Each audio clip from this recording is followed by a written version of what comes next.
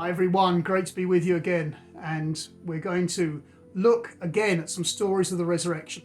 But first I want you to do me a bit of a favour. Take your wrist and just feel it here. See if you can feel your pulse. Just take a moment to feel the pulse, find it on your wrist and feel it just throbbing there. Can you get it? I don't know if you can, but sometimes I miss it and sometimes I get it. Yeah, I think I've got it there. So can you feel the pulse? Can you feel the blood just flowing through your veins? That throb that says, I am alive. I am alive. It's really physical and basic. Back then in Jesus' time, the lifeblood was thought to be the lifeblood. You are alive because of the blood. And we know that Jesus went to the cross, he spilt his blood. But we're in resurrection stories and he rose again. And if you remember the last story where the women came to anoint his body and found these two men in gleaming white and they were told not to be afraid, they were full of fear. And they told those women that he is risen. Remember what he said to you. On the third day, he'll rise again. And another thing he said to them, which to me is just the most wonderful little thing.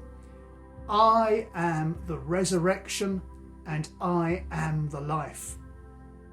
We can feel the life in our veins. Every one of you watching this is alive. We have life. Those feelings are life itself. We know what life is. We know what it is to move and to think and to be, which is why death can be frightening. But Jesus says, I am the life. Everything about our life comes ultimately from him. He is the life giver. It's not just spiritual, although it is spiritual. It is also physical. He is the origin. He is the beginning. He is the one in creation. He is the life. And he is the future.